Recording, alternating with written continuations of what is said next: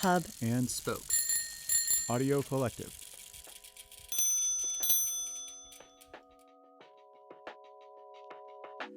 Commercial Type is now shipping Double X and Pop, our first comprehensive type specimen in nearly a decade, featuring our full library in a compact paperback format. This book is intended for reading as much as it is for looking at type, with an essay by writer Molly Lambert exploring why some of the most iconic duos in pop music history flourished or flopped. Workshop's founder Chris Wu had free reign on the design, giving each thread its own layout and showcasing the entire Commercial Type library. The specimen is a buoyant fusion of content and form, irreverent, opinionated, and exhilarating. Find it now at commercialtype.com.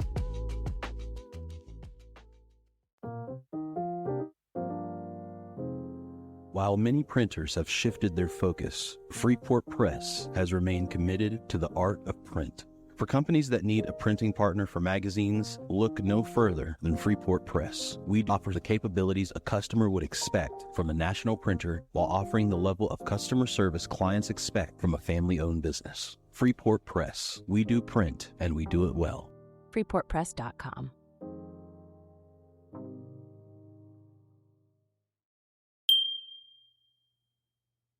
My book subtitle is The Media Dynasty That Reshaped America. And on the cover, I have a Canadian and two women from England. So I think it speaks to the idea that even though Condé Nast became the ultimate arbiter of insiderdom, its regents were outsiders and strivers and people who came to preside over a social world that they weren't necessarily born into.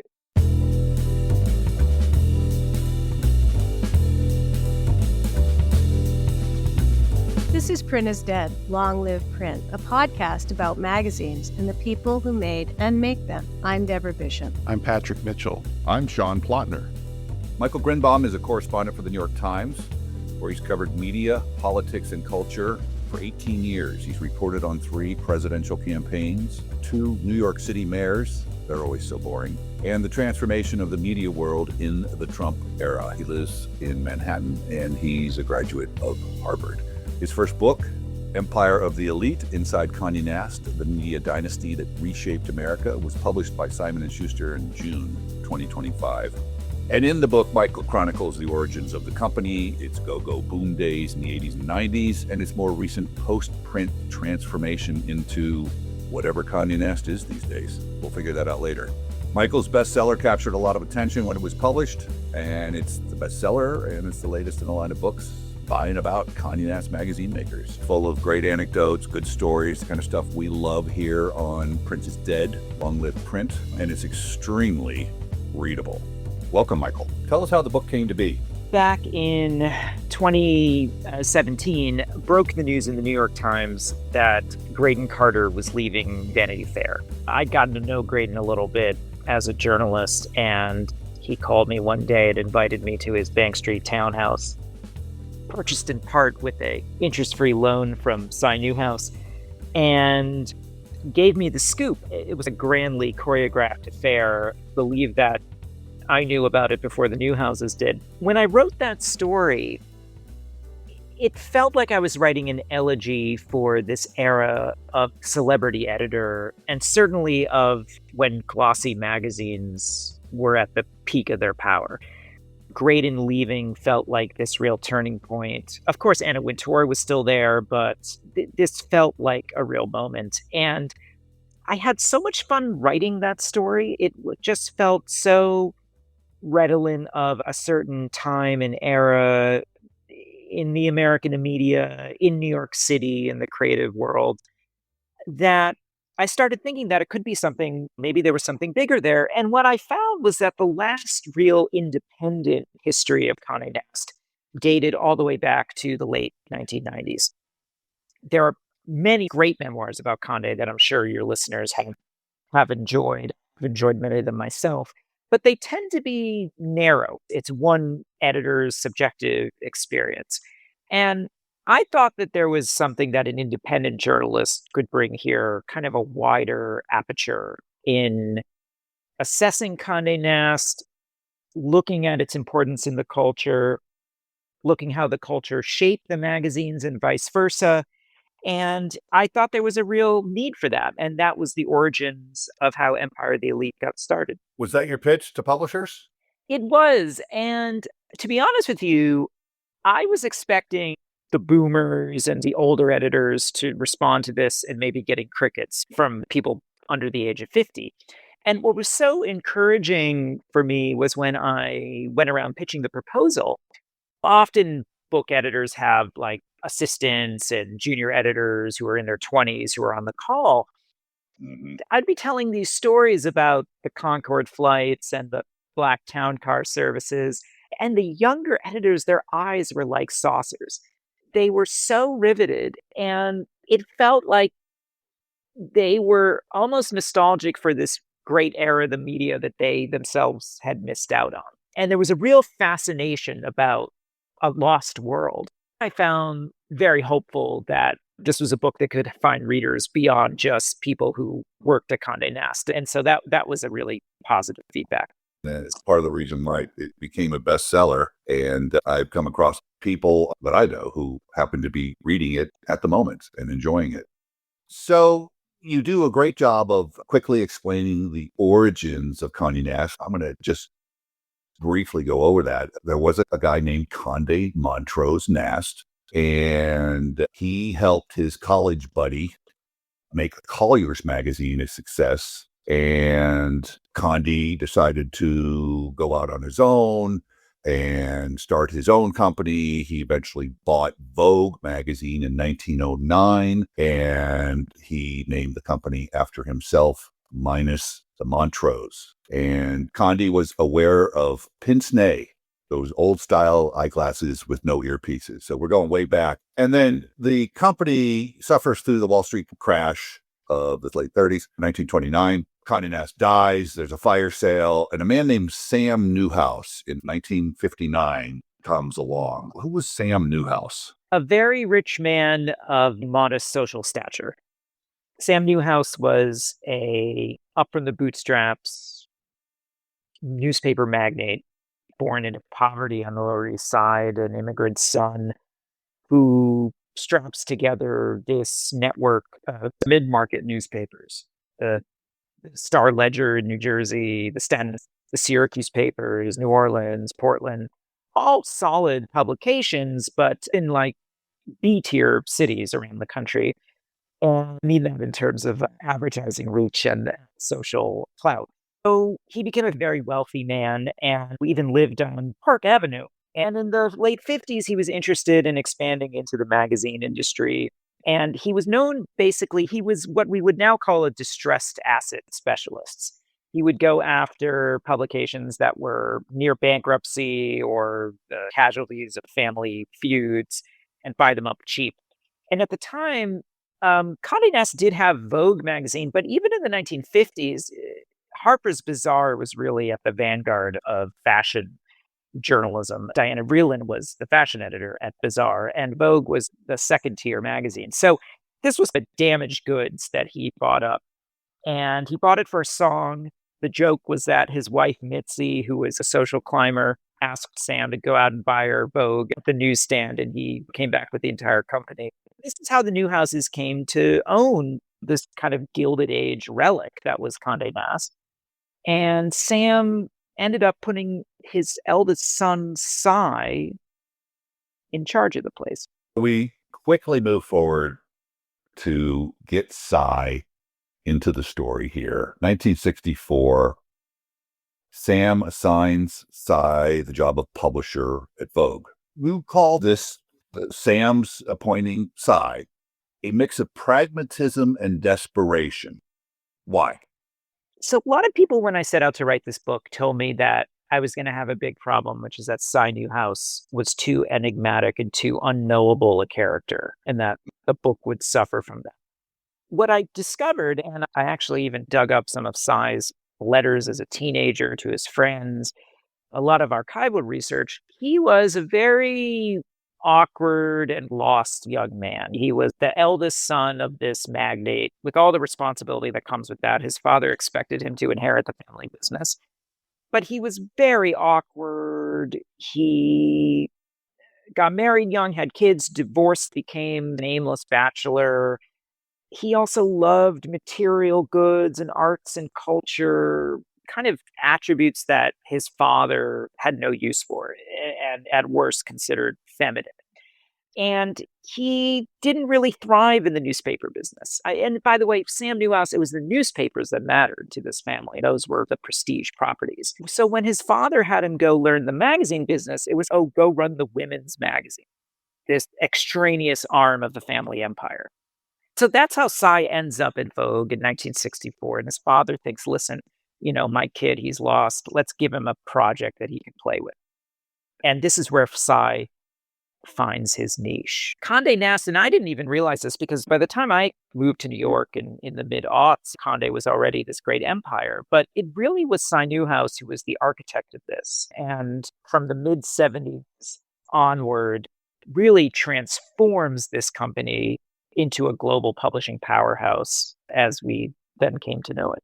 Yeah, his father did him a favor in a way, and he took it on and took it farther than I think his father, thinking of it just as a way station or a layover or a stepping stone.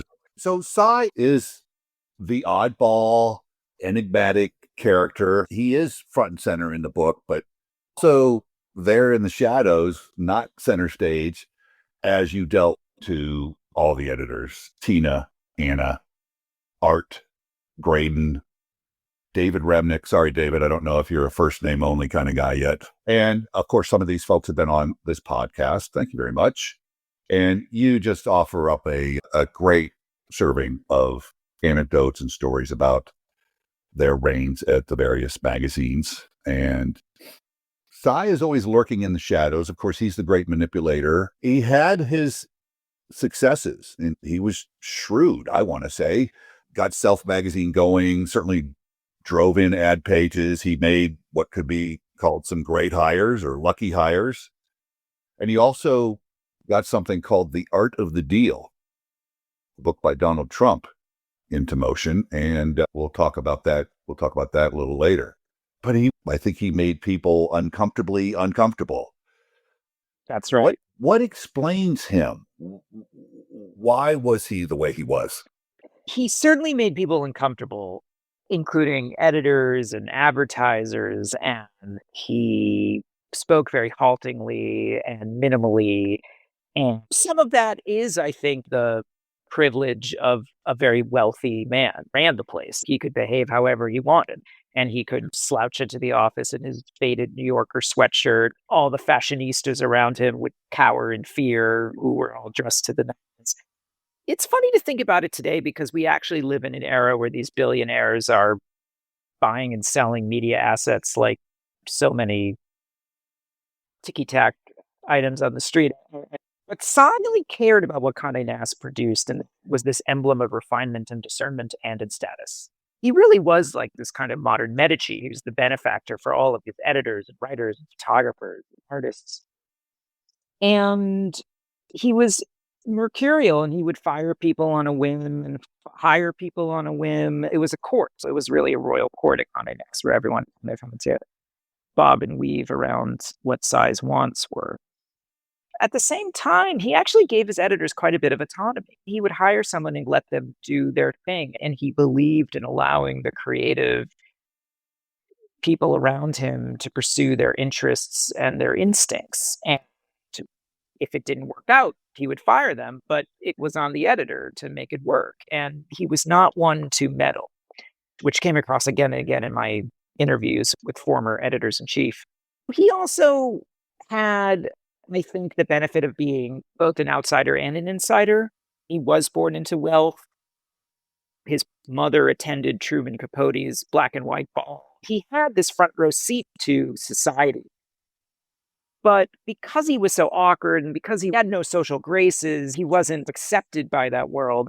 He could observe it at a distance. And I think if you look at the history of great magazine editors, going back to Harold Ross and Clay Felker and all these giants of the magazine trade, they all came to New York City.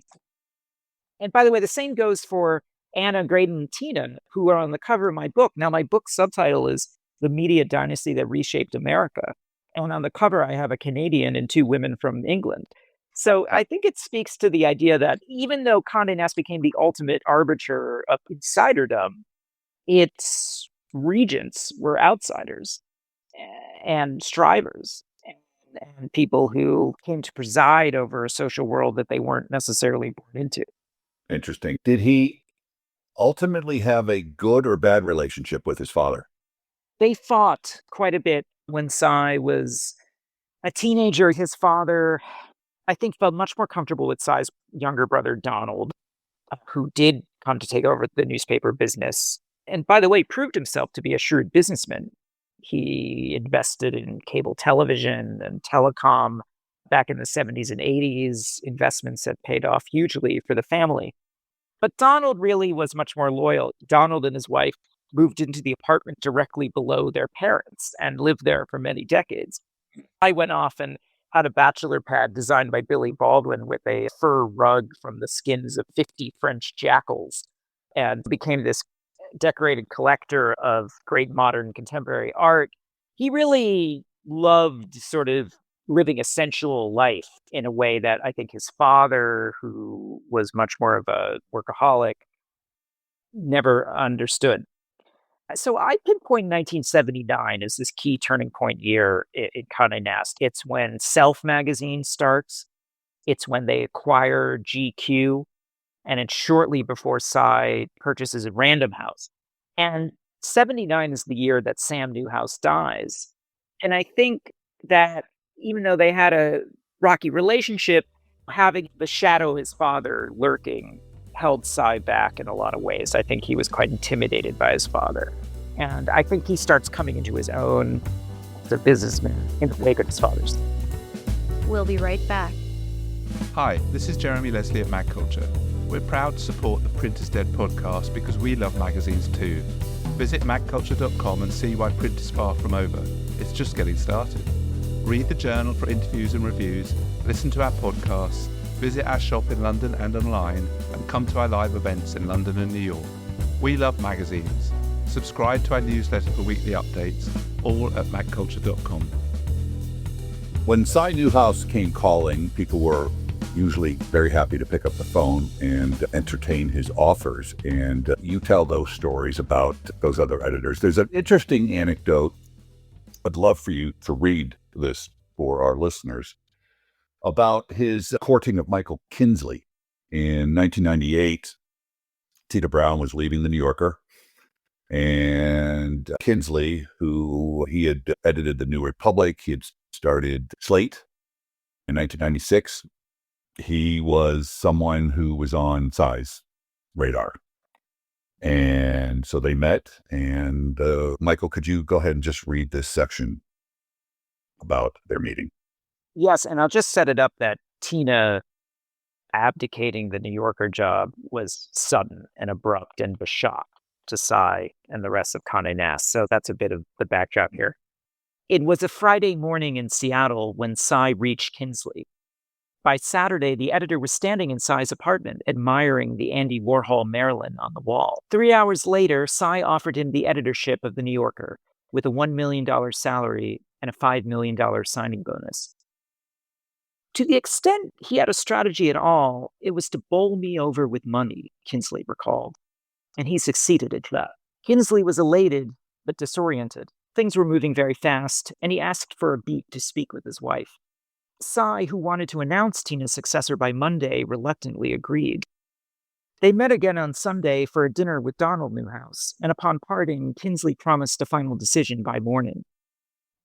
15 minutes later, he walked into his room at the Helmsley Hotel and found a message to call Cy. The publisher's voice crackled over the receiver. "You seem reluctant." "It's a big decision," Kinsley replied, "but if I do it, I assure you I'll be energetic and enthusiastic." "I'm starting to feel reluctant too," Cy said. "I think it would be better to call it off." Kinsley froze. Grasping for words, he told Cy, "This is going to be embarrassing for both of us."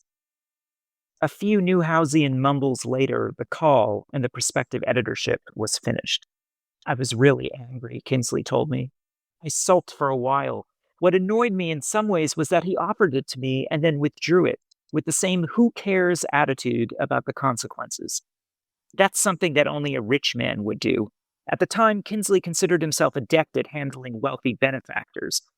But Tsai's caprice left him confounded. He was very nice, Kinsley told me, until the last phone call. A great anecdote. Condé Nast was his passion project, and he wanted folks to share the passion fully. The New Yorker, I would argue, mattered more to Tsai than almost any other property, because when he purchased the New Yorker in 1985, he did so really against the wishes of his brother and the other new houses on the family's board. He overpaid for it. It mattered to Tsai because he considered it this literary treasure. It was a magazine he had grown up reading as a teenager. And of course, the purchase of the New Yorker was greeted by the literary establishment as this act of vandalism. The idea that Tsai, this Philistine, would take over this vaunted magazine, to the degree that I actually dug up and quote in the book, but Lillian Ross, who was the mistress of William Shawn, she quit in protest when Shawn left as editor. And Shawn and Ross actually collaborated on a full-length motion picture screenplay that dramatizes the purchase of a magazine very much like the New Yorker by a billionaire Philistine very much like Cy Newhouse. And it's an incredible document that readers will find in the book. But let me go back to Kinsley. So that's the backdrop. Tsai offering what is, in some ways, the most desirable job in American letters to Michael Kinsley. From Kinsley's perspective, he started Slate with Bill Gates. He would have had to move his family to New York. He needed to talk to his wife. This was a pretty major life decision. But Tsai wanted this passion. He wanted no hesitation. He wanted someone who saw what a gift this was and would grasp it with both hands. And for whatever reason, he felt that Kinsley's Hamlet routine turned him off and decided, as he often did, to just go with his gut and said, maybe this isn't the right fit. David Remnick, who Tsai had also had a conversation with earlier that week, didn't hesitate to spend that same weekend, writing an extensive memo about what he, David Remnick, would do with the New Yorker. And by that Monday, Remnick had the job. Yes. Did you speak to Michael Kinsley? I did, yes. How is he? Oh, Michael, he's had a lengthy chronic illness, but we spoke and he was incredibly lucid down to detail about staying at the Helmsley Hotel and the phone call, which he remembered with great vivid recall. And we had a lovely conversation about it. I wouldn't say he feels any rancor, but I think that he is miffed at the way he was treated by Tsai. He's a treasure of journalism, and it was an honor to be able to speak with him for the book. Yeah, it's great to see him in here, and it's great to hear that he's hanging in there. So anyways, well, I should add, Sean, that Condé Nast officially would not cooperate with me. I approached them very early on. I wrote letters to the new houses, and the word came back that they did not want to have anything to do with the book. I wasn't shocked.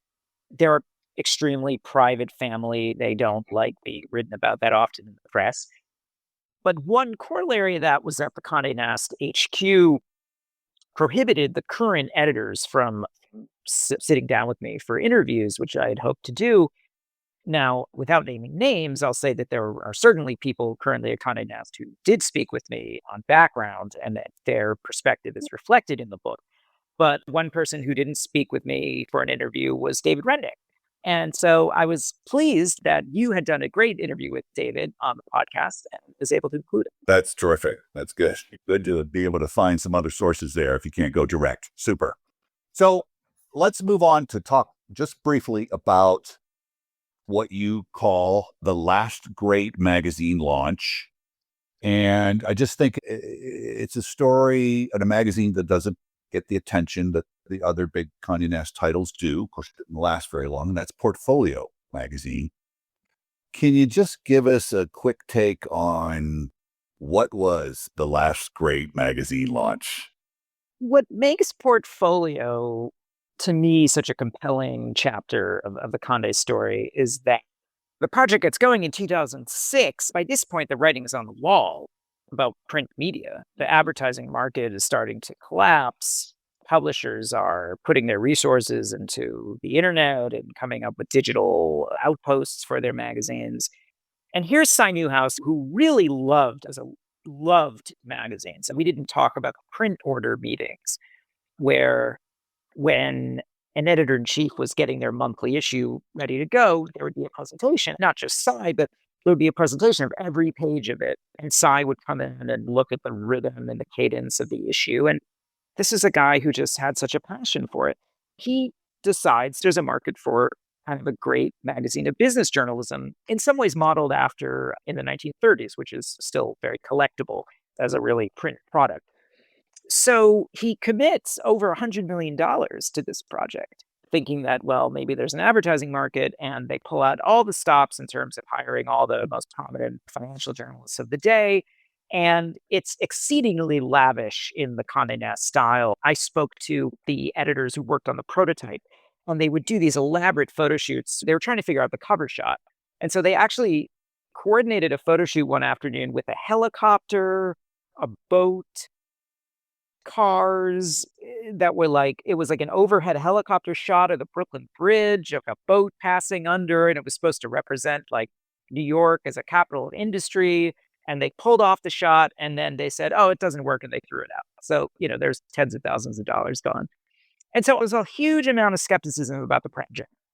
It launched in 2007.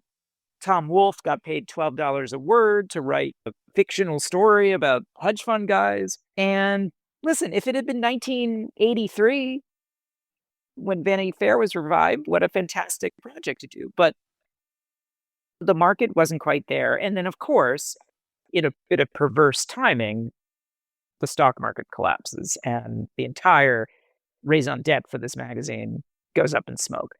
And I see that moment, 2008, as the end of the old Condé. I think that was the final gasp of the licorice print years at Condé Nast. And so I unspool that story in the book in a chapter that I call The Elephant. Yes, and the elephant in the room, you have an anecdote in there about getting a real elephant to photograph that concept. And what strikes me is that nobody was aware of what the real elephant in the room was, which was publishing like this. To their credit, that first issue, and I still have it, 332 pages, 185 ad pages. Oh, the glory days. Lasted 2 years. I have it too. It cost me $40 on eBay to get my copy. I can say I bought it on a newsstand for whatever that's worth. It's a collector's item now. Yeah. Okay, you talk about that as like the beginning of the end. Portfolio was basically a disaster. We had the 2008 market crash. And then if there was a third nail in the Condé coffin, so to speak, it was the big shift in our culture. You have just an excellent couple graphs about this as you introduce this topic, and I'd love for you to read those now too. Thank you. One day in the mid-2010s, Condé Nast staffers were summoned to a series of company-wide seminars on diversity held by an outside firm.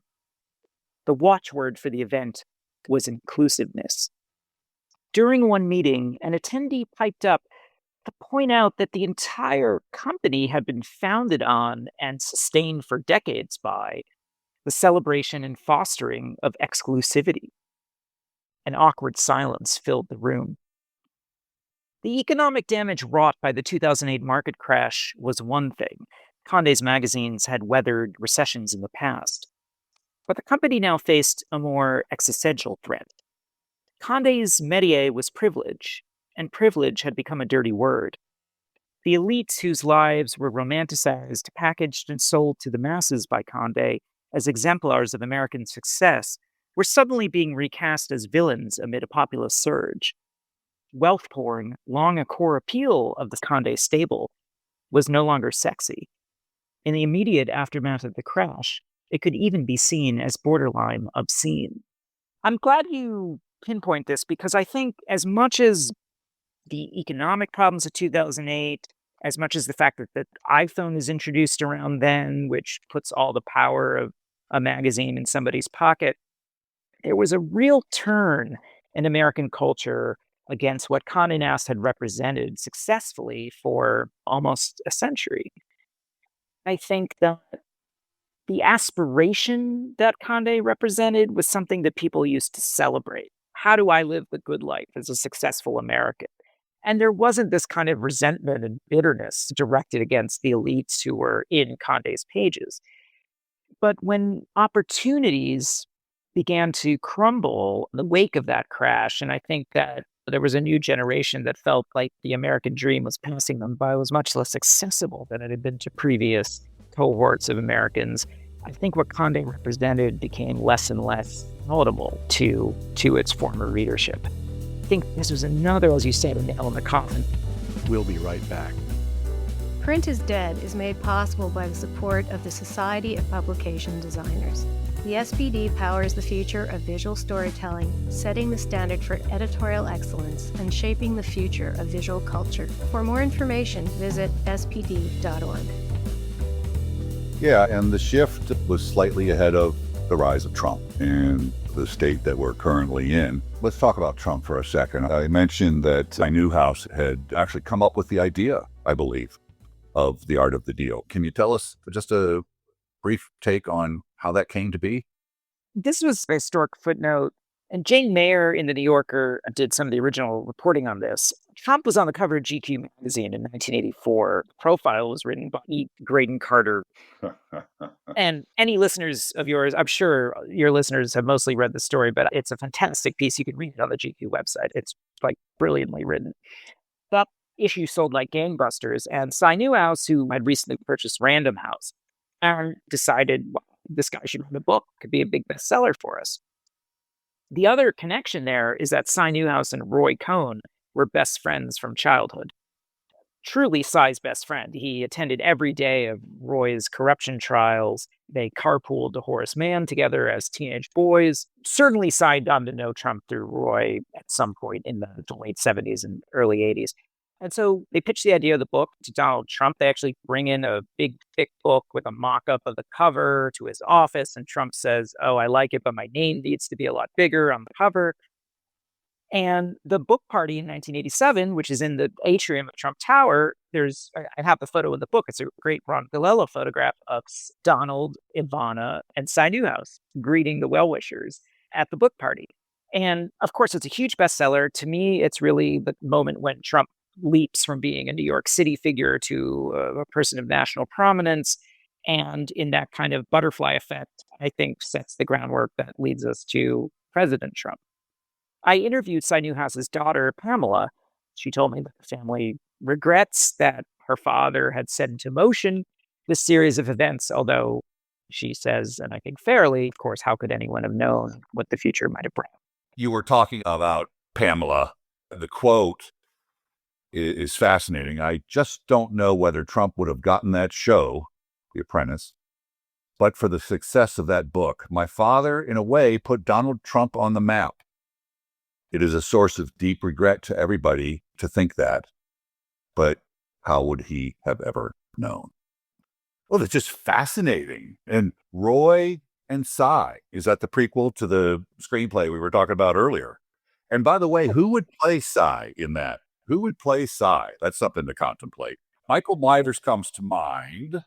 It's funny because Jeremy Strong, who played an incredible Roy Cohn in the movie The Apprentice, I thought Oscar-worthy, actually, I think could be a fantastic Cy Newhouse. He would really inhabit that character in a really fascinating way. Great idea. Okay, we're taking care of some Hollywood business here. In your reporting on media these days and over the last 18 years for the Times, what do you have to say about the transformation of the media under Trump? Post-Condé Nast, certainly, magazines, but what's your soundbite on Trump and the media, and where are we headed? I covered New York City Hall for many years when I was first starting at the Times. And so I took on the media beat actually in the early months of 2016. And I'll tell you that, that beat became something very different. It used to be like, what network anchor is getting what time slot? It's become this existential assignment about the future of free expression and press freedoms in the United States. That's been a very long process. Actually, I interviewed Steve Bannon right after Trump was first elected, and his describing the media as the opposition party originates from that interview I had with Bannon. He told that quote to me. That kind of complete change in the public perception of the mainstream media, which in many ways has been accelerated by the demonization that Trump has led among his political supporters, but also the fact that the media is just more atomized than ever, that people are bombarded with information from so many different outlets throughout the day, every hour of the day, from social media to television to streaming to podcasts. And so I think we're in a moment where I think media literacy has really been eroded. I think that people have a much harder time ascertaining what's trustworthy. And I think you now see traditional news outlets struggling to find new ways of reaching readers, not just to get their content in front of their eyes, but to present it in a way that feels credible and trustworthy, which in some ways is as much an aesthetic kind of decision as it is a journalistic one. So it's a pretty hugely transformative existential moment. I've had a front row seat to it. It doesn't feel like I'm going to run out of things to write about anytime soon. And I'll just say that in a way, what I loved writing and researching this book was it's such a simpler time in the media. It's nice just to live in the moment of the simpler culture. So there is a bit of nostalgia to the book. Oh, so true. And maybe a longing. And yeah, it'd be nice to have that simplicity because it seems like we're on some slippery, scary slopes here. And where we're headed with the media is anybody's guess. Two more quick things. One, digitally, Condé Nast never got their act together and embraced the digital revolution. We have plenty of examples of that in the book. Computers, it's a phase, says one executive in the 80s at Condé Nast. Not just one executive, Alexander Lieberman says that. Please explain to our listeners who he was.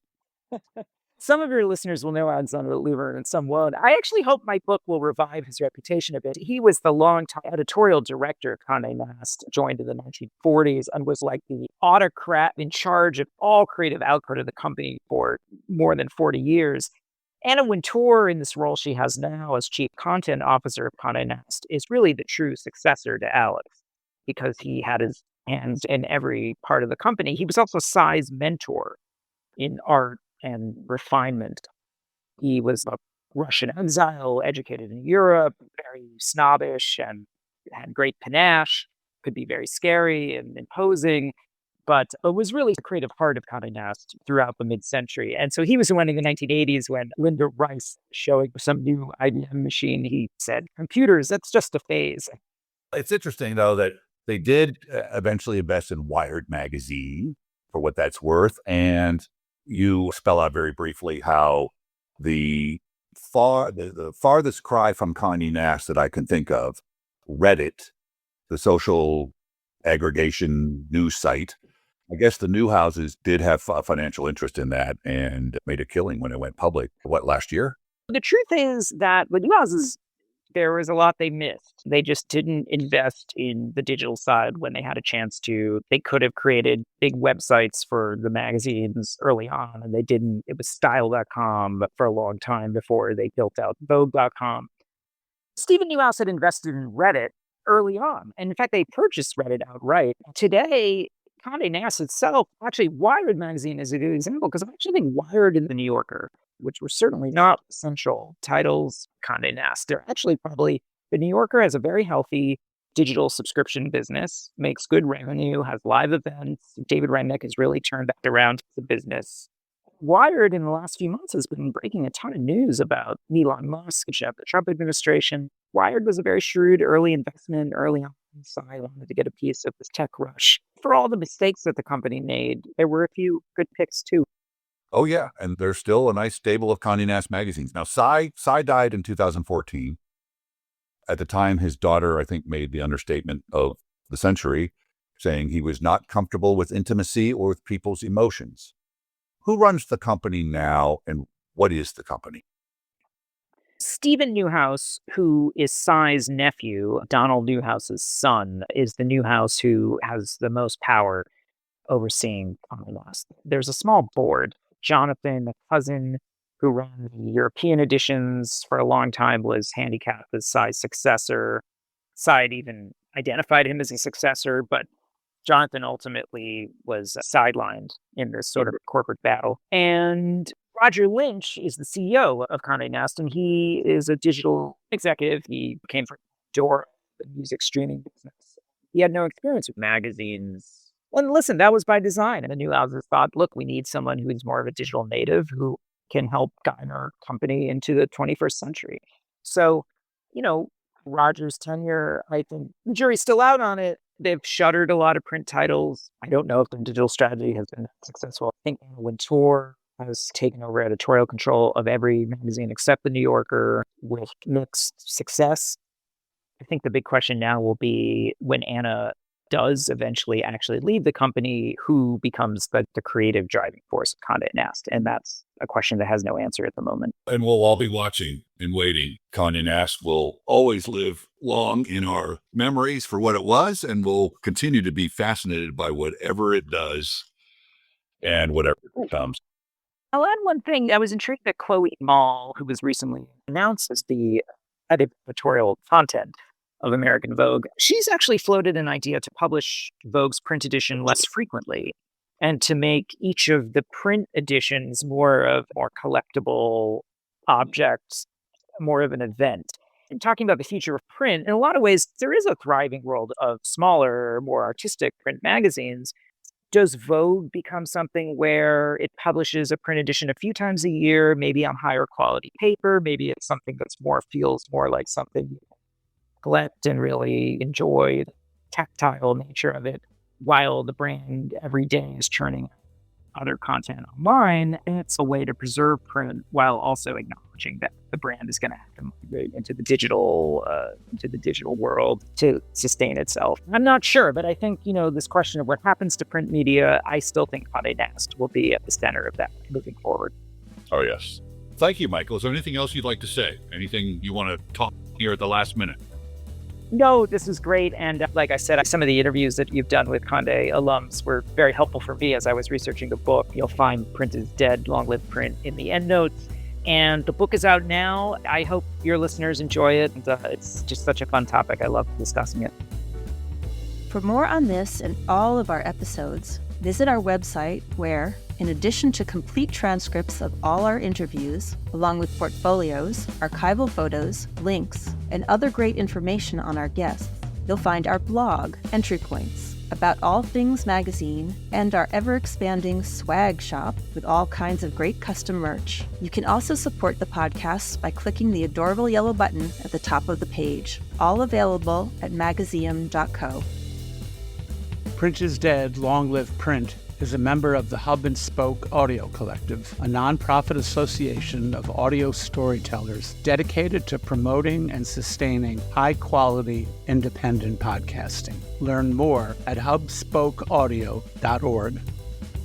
Magazeum is made possible by the generous support of listeners like you. If you love our shows and can't wait for new episodes, or even if you just listen from time to time and love knowing we're here, please consider making a donation to help keep us going. Visit magazeum.co/support.